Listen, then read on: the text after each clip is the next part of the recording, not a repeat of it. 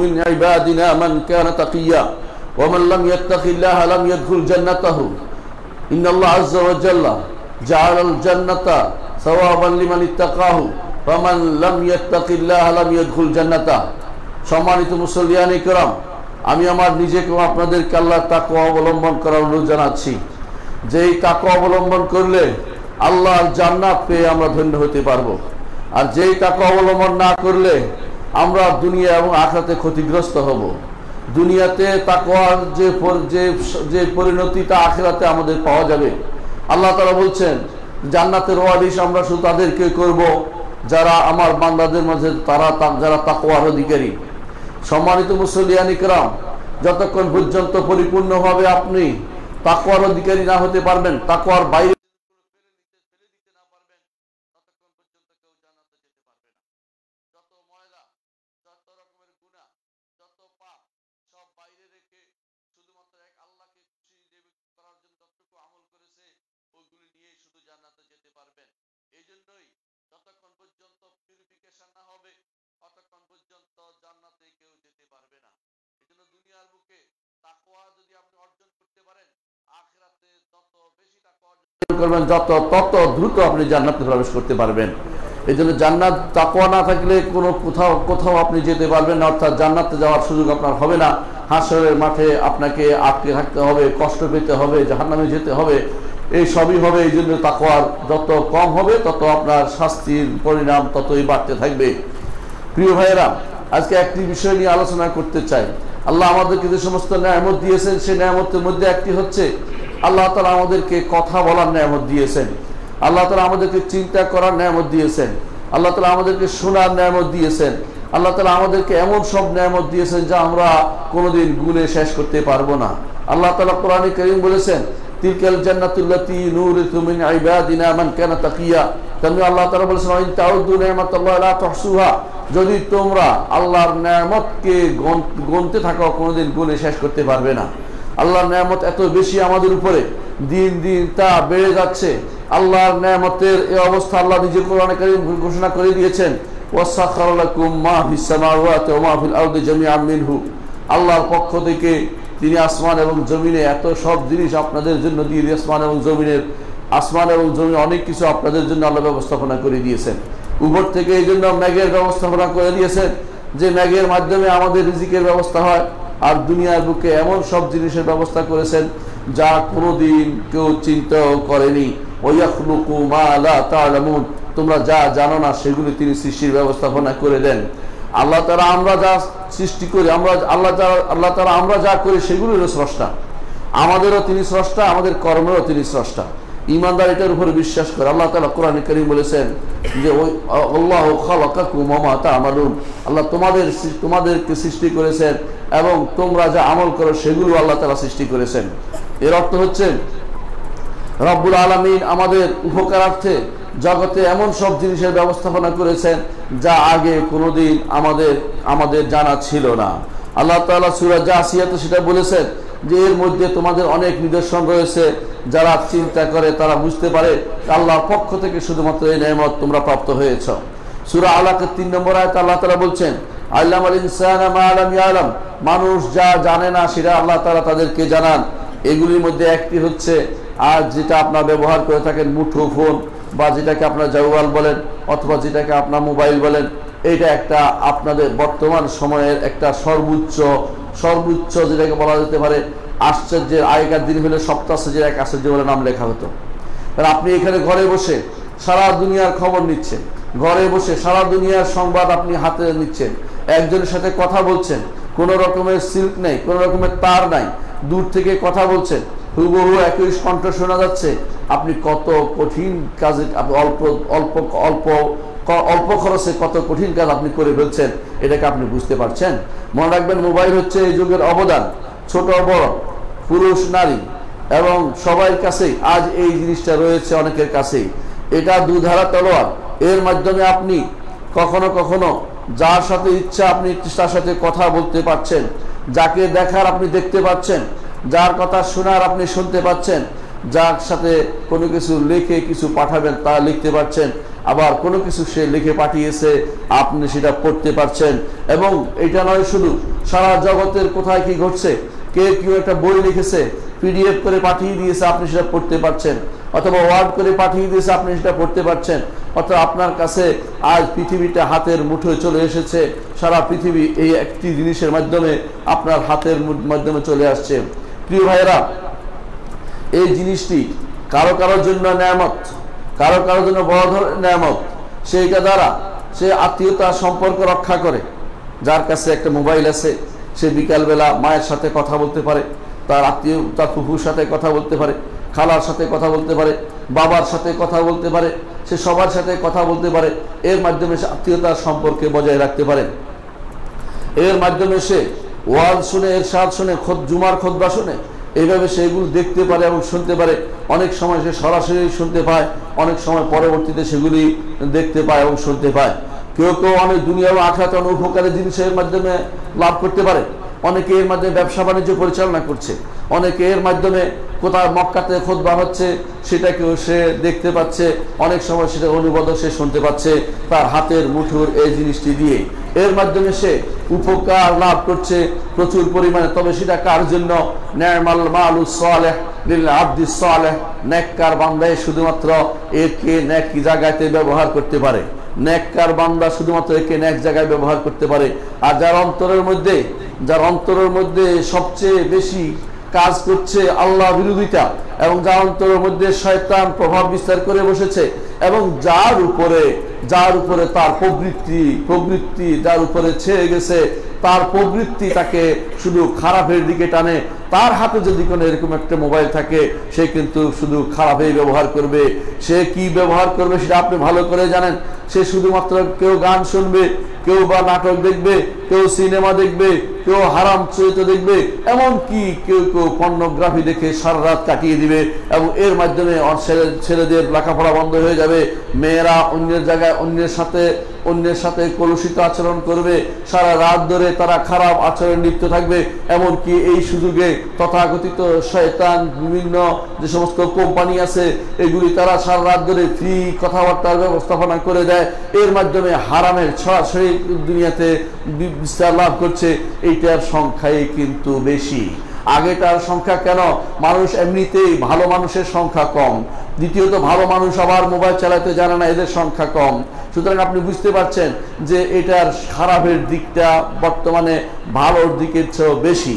কিন্তু মানুষ যেহেতু প্রত্যেকেরই একটি মোবাইল লাগেই, বা বর্তমান সময়ে না হলে তার সাথে লেনদেন করা কঠিন হয়ে পড়ে, চলাফেরা কঠিন হয়ে পড়ে, সেহেতু আপনাকে আমাকে জানতে হবে কিভাবে আমরা একে ভালোভাবে ব্যবহার করতে পারি, এর খারাপ থেকে আমরা বাঁচতে পারি।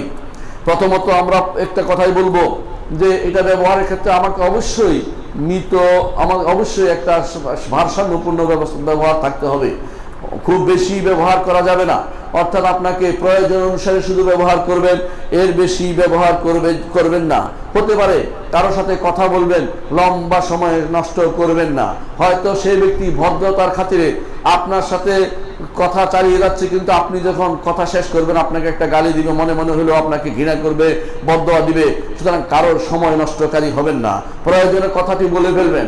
অনেকে আসে লম্বা কথা জিজ্ঞাসা করে, আপনার ভাবি কেমন আছে, অমুক কেমন আছে, তমুক কেমন আছে। এটা আসলে টেলিফোনের আদব নয়, এটা করবেন না। আপনার প্রয়োজনটাই শুধুমাত্র বলবেন, কারণ শরীয়তে আরেকজনের পরিবার সম্পর্কে জিজ্ঞাসা করার অধিকার আপনাকে দেওয়া হয়নি। এটা কোনোদিন করবেন না। এইটা যদি কেউ করে, আরব দেশে সেটাকে মারতে চলে আসবে আপনাকে, যে আমার পরিবারের জিজ্ঞাসা করার তুমি কে, আমার পরিবার সম্পর্কে জিজ্ঞাসার অধিকার তোমাকে কে দিয়েছে। এই জন্য শরীয়ত এটা কোনোদিন অনুমোদন করে না যে আপনি তার পরিবার কি অবস্থা আছে জিজ্ঞাসা করবেন না। এটা শুধুমাত্র আত্মীয় স্বজন জিজ্ঞাসা করতে পারে, যারা আপনার একান্ত নিকটাত্মীয়, তারাই শুধু আপনার পরিবার সম্পর্কে জিজ্ঞাসা করবে। বাইরের কেউ যখন এরকম জিজ্ঞাসা করে, তাকে শিখিয়ে দিতে হবে, জানিয়ে দিতে হবে যে তুমি ভুলের উপর আছো। এই কাজটি আল্লাহ শরীয়তে অনুমোদিত না। তুমি আমার পরিবার সম্পর্কে জিজ্ঞাসা করিও না, আমার সন্তান সন্ততি সম্পর্কে জিজ্ঞাসা করার তোমার অধিকার নেই। যদি না কোনো বিশেষ উদ্দেশ্য থাকে সেটা ভিন্ন কথা, কিন্তু শুধুমাত্র সময় নষ্ট করা, এরপরে আবার এক কথা 10 বার বলে সময় নষ্ট করা, এটা শরীয়ত অনুমোদন করে না। অনেক সময় দেখা যায় একই জিনিস বারবার বারবার পাঠাচ্ছে, বারবার বিভিন্ন রকমের রিসালা পাঠাচ্ছে, চিঠি পাঠাতে পাঠাতে আমরা চিঠির ঝাঁপি পূর্ণ করে ফেলছে অনেক। এর কারণে অনেক সময় তার মোবাইল হ্যাং হয়ে যাচ্ছে। এগুলি আসলে বাড়াবাড়ি এগুলি করবেন না। আপনি যদি ভদ্র হয়ে থাকেন, রাসূলুল্লাহ সাল্লাল্লাহু আলাইহি ওয়াসাল্লাম আদর্শ অনুসরণ করেন, তিনি কে বলেছেন ইত্তাকুল্লাহ ওয়া আজমিলু ফিত তালাব, আল্লাহ তাকওয়া অবলম্বন করো এবং তোমার চাওয়ার ক্ষেত্রে সুন্দরভাবে চাও।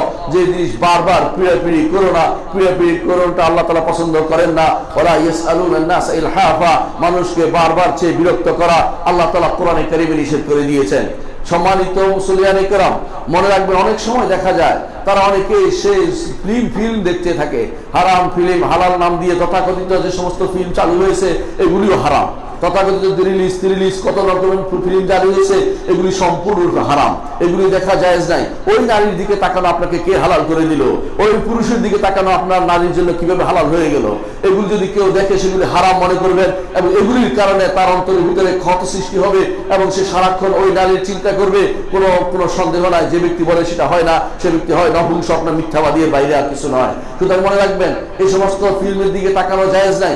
এই ফিল্মের দিকে তাকিয়ে তাকিয়ে আপনি যে সারা রাত নষ্ট করেন, সারা বিকাল নষ্ট করেন, বুঝবেন যে আপনি সাংঘাতিক ধরনের শয়তানের প্রলোভনে পড়ে গেছেন এবং আপনার নফস আম্মারা বিসু, যে নফস আপনাকে খারাপের দিকে নিয়ে যাচ্ছে, সেই নফসের প্রবৃত্তির দাসে আপনি পরিণত হয়েছেন। এই জন্য খারাপ কিছু শুনবেন না, গান শুনবেন না, তথাকথিত এমন কথা শুনবেন না, এমন ব্যক্তিদের বক্তব্য শুনবেন না যারা বেদাতি বলে পরিচিত, যারা দুনিয়া আল্লাহর সুন্নাহ বিরোধী কথাবার্তা বলে, রাসূলুল্লাহ সাল্লাল্লাহু আলাইহি ওয়াসাল্লাম হাদিসের বিরোধী কথাবার্তা বলে এবং যারা শরিয়া বিরোধী কথাবার্তা বলছে। অনেক বক্তা এখন আমাদের মাঠে আছে, তাদের কোনো বক্তব্য শুনলে প্রতিটি মুহূর্তের জন্য আল্লাহর কাছে জবাবদিহি করতে হবে। কারণ মুহাম্মদুর রাসূলুল্লাহ সাল্লাল্লাহু আলাইহি ওয়াসাল্লাম বলেছেন, হাসরের মাঠে কেউ সামনে এগিয়ে যেতে পারবে না যতক্ষণ পর্যন্ত কিছু প্রশ্নের উত্তর না দেয়। তার মধ্যে একটি হচ্ছে তার জীবন সে কোথায় ব্যয় করে, জীবনের সময়টা কোথায় ব্যয় করেছে। বেহুদার সময় নষ্ট করার অর্থ হচ্ছে আপনি আল্লাহর কাছে এর জন্য জবাবদিহি তার জন্য প্রস্তুত থাকুন। অনেকেই দেখা যায় সারা রাত ধরে অথবা সারা দিন ধরে মোবাইলের দিকে তাকিয়ে আছে, এ থেকে অনেক সময় সে আল্লাহর হক আদায় করতে পারে না। আল্লাহর হক যেমন সে জামাতে হাজির হতে পারে না, যেমন বান্দার হক আদায় করতে পারে না। বাসায় এসে সে মোবাইল দিয়ে তাকিয়ে আছে, স্ত্রীর সাথে কথা বলতে পারছে না, স্ত্রী রাগ করে, স্ত্রীও তখন সুযোগ বুঝে আরেকজনের সাথে লাইন করে যে আমার সাথে কথা বলে না, আমি আরেকজনের সাথে কথা বলা শুরু করে দেব। হারাম কেন জারি করছে? আপনি স্ত্রীকে সময় দিতে হবে। মুহাম্মদুর রাসূলুল্লাহ সাল্লাল্লাহু আলাইহি ওয়াসাল্লাম বলেছেন, ওয়ালি যাওজিকা আলাইকা হক, তোমার স্ত্রীর উপর তোমার স্ত্রীর হক রয়েছে। অনুরূপ বলে নাফসিকা আলাইকা হক, অনেকে ঘুম বাদ দিয়ে সারা রাত ধরে বসে বসে অথবা শুয়ে এটা দেখে, এটা তার নফসের প্রতি নফসকে ক্ষতি করা, চোখকে ক্ষতিগ্রস্ত করা। এর মাধ্যমে সে নিজের নফসের প্রতি অবিচার করেছে। এর জন্য সে আল্লাহর কাছে দায়ী হতে হবে, কারণ এই নফস আল্লাহর পক্ষ থেকে আপনার কাছে দিয়ে আমানত রক্ষার দায়িত্ব আপনার রয়েছে। রাসূলুল্লাহ সাল্লাল্লাহু আলাইহি ওয়াসাল্লাম বলেছেন, ইন্নাল্লাহা ইয়ারদা লাকুম সালাসান, আল্লাহ তোমাদের জন্য তিনটি জিনিস পছন্দ করেন, ওয়া ইয়াকরাহু লাকুম সালাসান, আর তিনটি জিনিস অপছন্দ করেন। এর মধ্যে তিনটির মধ্যে একটা হচ্ছে যে কিল ও কাল। এই কিল কাল কি বললো, অমুকে কি বললো, তমুকে কি বলবো, সারা রাত ধরে শুয়ে এগুলি দেখার মধ্যে কোনো অর্থ নেই। দ্বিতীয় হচ্ছে কাসরাতুস সুআল, বেশি প্রশ্ন করা, বেশি যেগুলি দরকার নেই সেগুলি প্রশ্ন করা, এমন প্রশ্ন করা যেগুলি অতি প্রশ্ন বলে বিবেচিত। এগুলি যদি কেউ করে তাদেরকে সাবধান করে দিবেন। এর মাধ্যমে অনেকের সময় তারা নষ্ট করছে, এমন সময় নষ্ট করছে যেগুলি হয়তো আরেকজনের হেদায়েতের কারণ হতে পারত, তার এই প্রশ্নের কারণে ক্ষতিগ্রস্ত হয়েছে অনেকেই।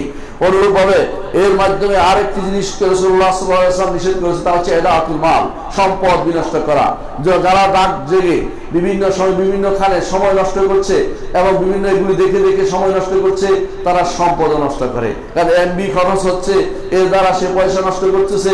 এরপরে সে নিজের পরিবারকে পরিচালনার জন্য যে টাকা আছে সেটাকে বিনষ্ট করে এমন জায়গায় সেটাকে লাগাচ্ছে যা আল্লাহ এবং তার রাসূল অনুমোদন করে না। সুতরাং নারী পুরুষ উভয়ের জন্য আমাদের অনুরোধ, 1 নম্বর আদব হচ্ছে অবশ্যই এগুলি ব্যবহারের ক্ষেত্রে আপনাকে মিতব্যয়ী হতে হবে, আপনাকে মধ্যপন্থা অবলম্বন করতে হবে। বাড়াবাড়ি কিংবা ছাড়াছাড়ি কোনোটাই করা যাবে না। অনেক নারী স্বামীর হক আদায় না করে, সন্তানের হক আদায় না করে মোবাইলের দিকে তাকিয়ে আছেন, এইটা তার জন্য বড় ধরনের হারাম কাজ। মনে রাখতে হবে আপনার আল্লাহর পরে সবচেয়ে বড় দায়িত্ব হচ্ছে স্বামীর হক আদায় করা। এবং সন্তানের দিকে তাকানো। সন্তান অনেক সময় পড়ে যায় কিন্তু তার মোবাইল হাত থেকে সরে না, এর চেয়ে দুর্ভাগ্য আর কিছু হতে পারে না। অনেক সময় দেখা যায় যে নারীরা ঘুমায় না, দেরি করে ঘুমাচ্ছে, এতে করে ফজরের সালাত তার ভুল ছুটে যাচ্ছে। এসবই কিন্তু একটি মোবাইলের কারণে হচ্ছে। সুতরাং এই মোবাইল যেহেতু আমাদের অনেক সময় নষ্ট করছে, অনেক সময় চুরি করে খেয়ে ফেলছে, অনেক সময় আমাদেরকে কোরআন পড়া থেকে দূরে সরিয়ে দিচ্ছে।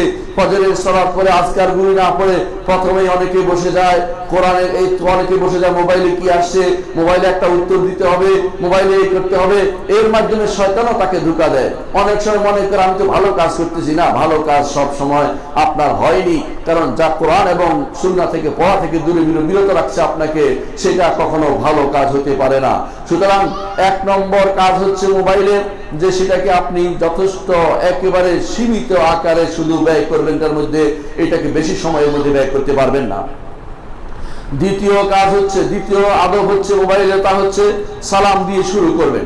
যিনি কথা বলবেন তিনি সালাম দিবেন, যিনি উঠাবেন তিনি সালাম পরে দিবেন। কিন্তু যদি দিয়ে দেয় কেউ, আপনি জবাব নেবেন, আবার সালামের জবাব নিয়ে আবার সালাম দিবেন, কারণ আপনার উপর দায়িত্ব ছিল কথা বলে সালাম দিয়ে কথা বলা। এই জন্য আপনার যিনি সালাম দিবেন, যিনি কথা বলবেন প্রথম, যিনি রিং করছেন, যিনি মোবাইল করছেন আর আলোচনা কথা বলবেন, তিনি প্রথম সালামটা দিয়ে শুরু করবেন। আমাদের সমাজে অনেক সময় অনেকেই দেখা যায় বিভিন্ন সময়, বিশেষ করে যারা তথাকথিত আধুনিকতার নামে পচা মতবাদে বিশ্বাসী হয়েছে, তারা সালাম দেয় না। সুপ্রভাত, শুভ অপরাহ্ন, শুভ বিকাল, ওই সমস্ত জিনিস বলা যাবে না। এই সমস্ত কেউ বললো আপনি শুনবেন না, উত্তর দিবেন আসসালামু আলাইকুম, ওয়ালাইকুম আসসালাম, যাতে করে তারা সঠিক পথে ফিরে আসে। মনে রাখবেন, সালাম দেওয়া অত্যন্ত সওয়াবের কাজ। রাসূলুল্লাহ সাল্লাল্লাহু আলাইহি ওয়াসাল্লাম বলেছেন, সালাম দিলে একে অপরের মধ্যে ভালোবাসা তৈরি হবে। আওয়ালা আদুল্লুকুম আলা শাইইন ইযা ফাআলতুমু তাহাব্বাতুম, তোমাদেরকে কি এমন জিনিস জানিয়ে দেব না, যদি তোমরা সেটা করো তোমাদের মধ্যে ভালোবাসা বৃদ্ধি পাবে।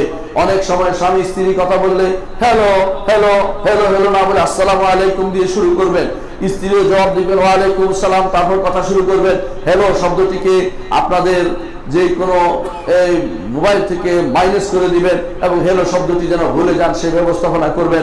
এর বিপরীতটাকে সালামকে দূরে সরানোর জন্য এটা একটা চক্রান্ত হতে পারে, অন্যরা এই সমস্ত শব্দ ব্যবহার করে থাকে। তৃতীয় আদব হচ্ছে, যদি যার সাথে আপনি কথা বলতে চাচ্ছেন তাকে চিনেন না এমন হয়, তাহলে অবশ্যই আপনি নাম উল্লেখ করবেন। আমি অমুক, আমি অমুককে পরিচয় দিয়ে, পূর্ণ পরিচয় দিয়ে তারপর কথা বলবেন।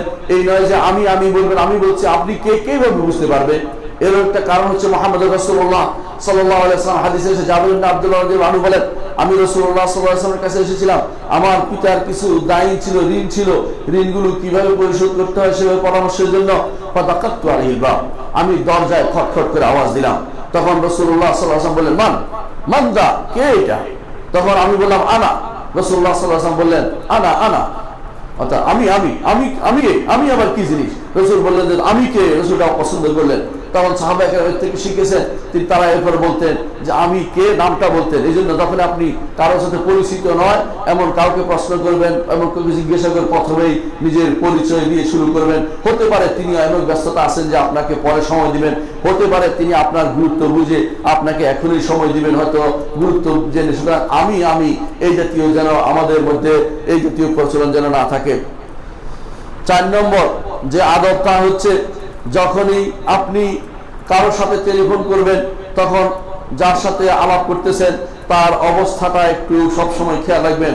হতে পারে তিনি এমন করে ব্যস্ত, সমস্ত মানুষ আপনার প্রশ্ন উত্তর এখন দিতে পারছে না, এই কারণে আপনি যেন তার ব্যাপারে খারাপ ধারণা পোষণ না করেন। কারণ রাসূলুল্লাহ সাল্লাল্লাহু আলাইহি ওয়াসাল্লাম বলেছেন, ইয়াকুম আয-যান্না ফা ইন্নায-যান্না আকযাবুল হাদিস, তোমরা অনেক ধারণা থেকে বেঁচে থাকো, কারণ অনেক ধারণা মিথ্যা কথাকে নিয়ে আসে, মিথ্যা কথাকে প্রমোট করে।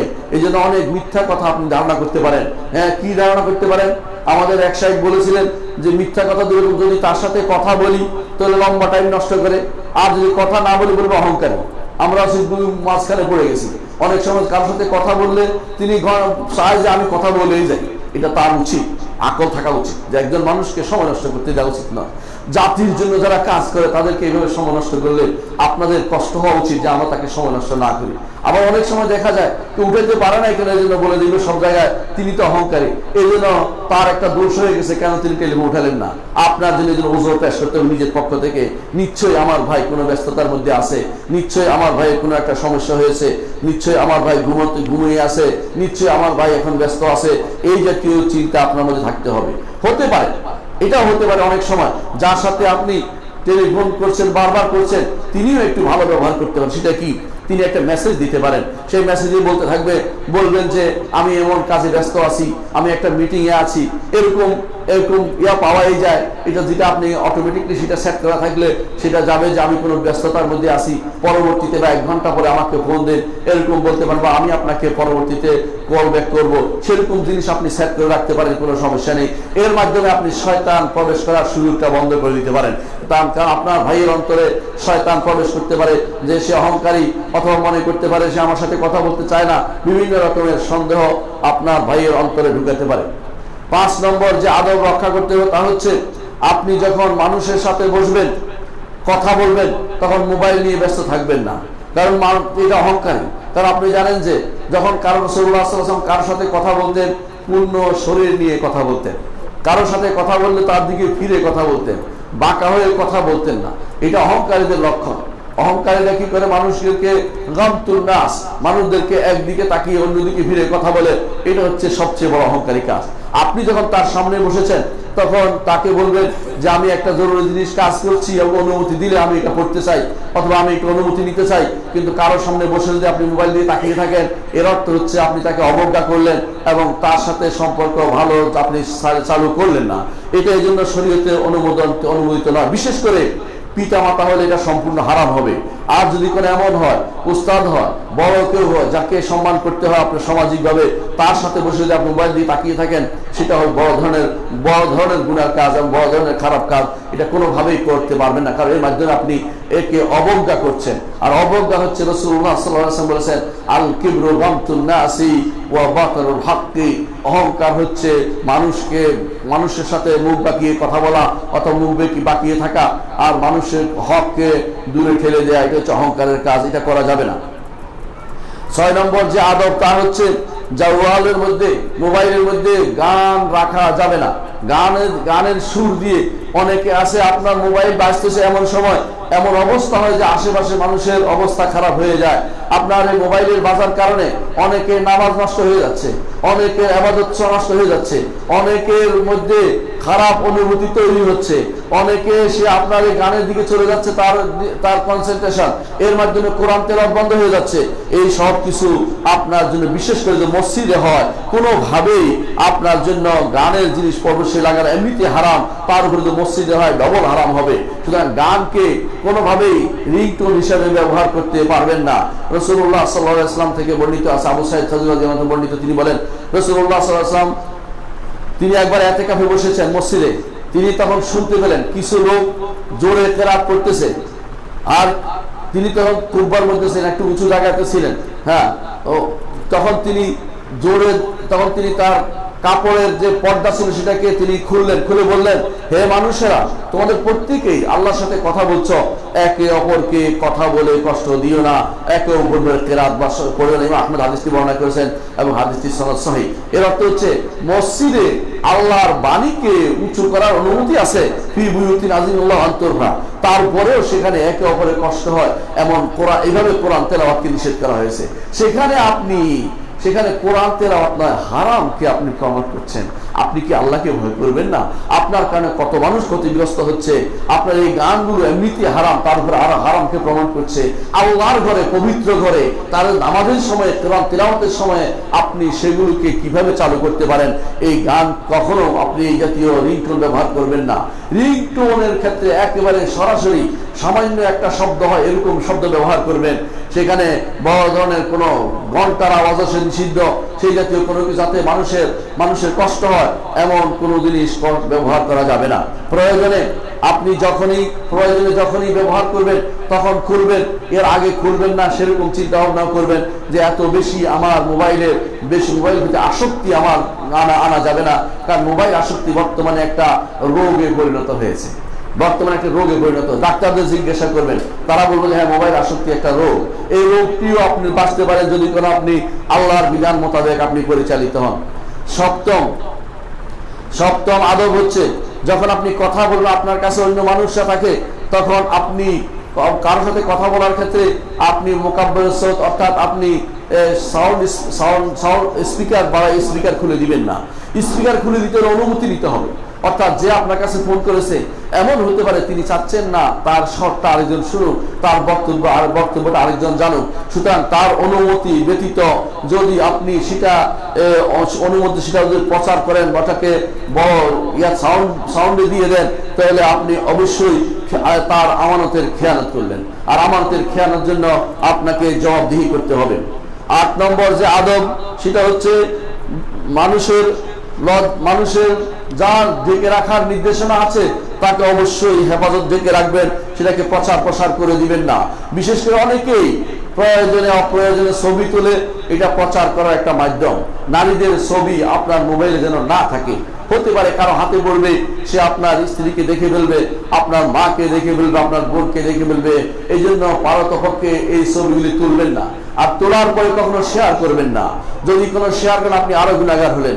আর যদি ফেসবুকে সামাজিক যোগাযোগ মাধ্যমে ছাড়েন তা আপনার গুনাহ ততদিন চলবে যতদিন সেটা চলতে থাকে, আপনি জানেন না কতদিন সেটা চলবে। সুতরাং এটা কখনো করতে যাবেন না। 9 নম্বর যে আদব রক্ষা করবেন তা হচ্ছে মোবাইল চলা অবস্থায় কখনো গাড়ি চালাবেন না।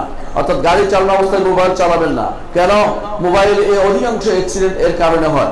আর আপনারা জানেন যে আল্লাহ তাআলা কোরআনে কারীম বলেছেন, ওয়ালা তুলকু বিআইদিকুম ইলা তাহলুকা, তোমরা নিজেদেরকে ধ্বংসে নিবেদিত করো না।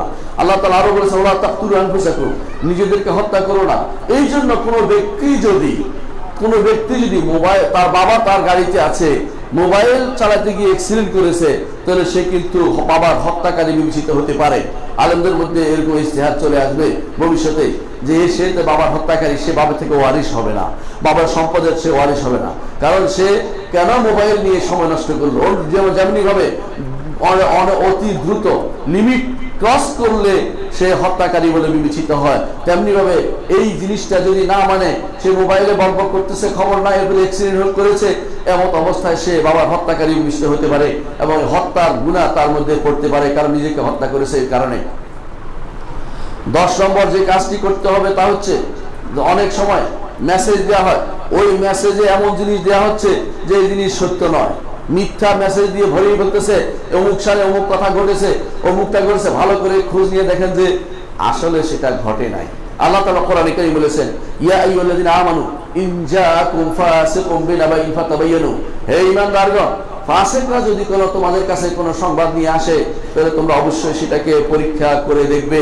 কারণ হতে পারে তোমরা এটার উপর নির্ভর করে এমন কোনো সিদ্ধান্ত নিয়ে যাচ্ছ যা পরবর্তীতে তোমাদের জন্য লজ্জার কারণ হবে। অনেক সময় দেখা যায় এই সমস্ত যারা অনেকে ছবি প্রচার করতেছে, কি অমুক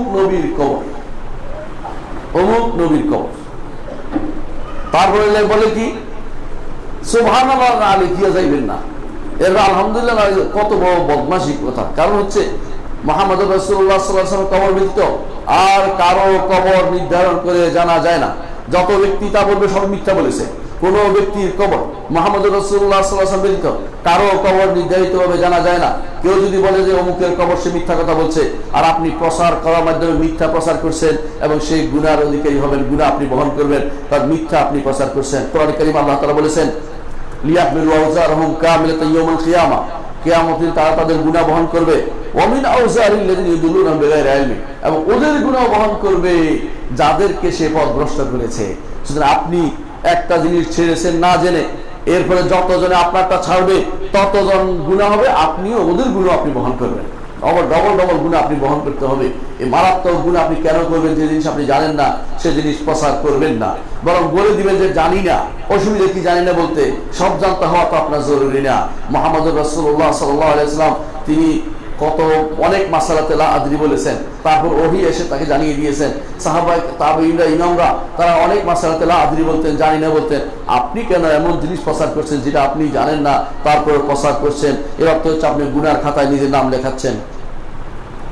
11 নম্বর হচ্ছে, যদি কোনো যদি কোনো মেসেজের মধ্যে কোনো কিছুর ছবি থাকে, হারাম ছবি থাকে, তাহলে সেটা আপনি প্রচার করবেন না। কারণ মুহাম্মদ রাসূলুল্লাহ সাল্লাল্লাহু আলাইহি ওয়াসাল্লাম বলেছেন, মান দাআ ইলা হুদা, কেউ যদি ভালো কাজের দিকে মানুষকে আহ্বান করে, যত মানুষ ভালো কাজ করবে তত সব সে পাবে। আর যদি কেউ হারামের দিকে আহ্বান করে, যত মানুষ হারামের দিকে যাবে, হারামি কাজটি করবে, তত তবা সবার গুনাহ সে বহন করবে। সুতরাং হারাম কোনো মেসেজ আপনি, হারাম সূরা, হারাম ছবি বিশিষ্ট কোনো মেসেজ আপনি কারো কাছে ফরওয়ার্ড করবেন না। 12 নম্বর হচ্ছে, যখন আপনি কথা বলবেন মেসেজে, মোবাইলে, তখন আপনি কথা স্বর আস্তে বলবেন। তো অনেক সময় অনেকের কষ্ট হয়। আমি কালকে দেখেছি একখানে ওনার কথার জ্বালা আমি ওয়াজই করতে পারছি না, মানে আলোচনাই করতে পারছি না। এরকম কিছু মানুষ আছে যারা মোবাইল পাইলে মনে হয় যেন পৃথিবীকে আজকে ঠান্ডা করে ফেলবে, এত কঠিন আওয়াজ দিয়ে কথা বলে। আল্লাহ তাআলা বলছেন, ওয়াগদুদ মিন সাউতিকা, তোমার আওয়াজকে খাটো করো, ছোট করো। এই জন্য অফিসে কোনোদিন মোবাইল ব্যবহার করবেন না। প্রয়োজনে বাইরে যাবেন, আরেক ভাইয়ের আপনার কষ্ট হতে পারে, আরেকজনের দিকে লক্ষ্য করা এটা ঈমানদারের কাজ। এই জন্য আরেকজনকে কষ্ট দিবেন না।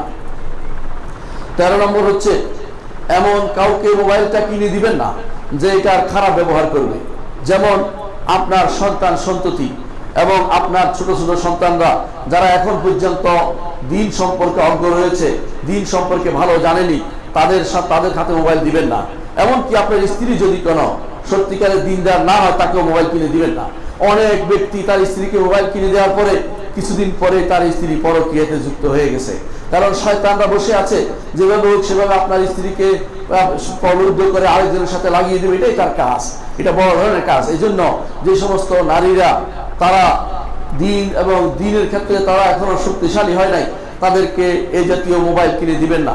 বরং প্রয়োজন যদি হয় বাটন মোবাইল তাদের জন্য যথেষ্ট মনে করবেন। 14 নম্বর হচ্ছে যে কোন সময় ফোন করতে হবে এটা অবশ্যই জেনে নেবেন। অনেক সময় রাতের শেষ পরে ফোন করে, আমি আশ্চর্য, মাঝে মধ্যে আমি দেখি 1টা 2টা বাজে কেউ ফোন করে বসেছে। আমি যদি তার প্রশ্নের উত্তর না দিই সে রাগ করবে, আর উত্তর দিলে আমার ক্ষতি হবে। সুতরাং এ থেকে আমাদেরকে দূরে থাকতে হবে। আরামের সময় অনেক সময় কেউ প্রশ্ন ফোন করে, এটাও ঠিক কাজটি করে না। 15 নম্বর হচ্ছে, অনেক সময় দেখা যায় মসজিদে প্রবেশ করার সময় তার খবর থাকে না, অথচ মসজিদে প্রবেশ করার সময় অবশ্যই তার মোবাইলটাকে অবশ্যই নীরব অবস্থায় রাখতে হবে। 16 নম্বর হচ্ছে যে কারো অনুমতি ব্যতীত তার কথাকে রেকর্ড করতে পারবেন না, তার অনুমতি নিতে হবে। রেকর্ড করার সময় এই কলটি এখন রেকর্ড করা হচ্ছে, তখনই কেটে দিবেন, কারণ অনুমতি নেয়নি। অনুমতি না ব্যতীত কারো কথা রেকর্ড করা যায় হবে না। 17 নম্বর হচ্ছে, রেসার্চে আপনার যে মেসেজ থাকে তার জন্য খারাপ কিছু না থাকে, খারাপ কোনো গালিগালাজ না থাকে, এগুলি হারাম হিসেবে বিবেচিত হবে। আল্লাহ কাছে দোয়া করে আল্লাহ যেন আমাদেরকে এই দোধারি এই জিনিসটাকে সুন্দর ব্যবহার করার তৌফিক দান করেন। আকুলু কাওলি হাযা ওয়া আস্তাগফিরুল্লাহ লি ওয়া লাকুম ওয়া লিসাইরিল মুসলিমিন ফাস্তাগফিরুহু ইন্নাহু হুয়াল গাফুরুর রাহিম।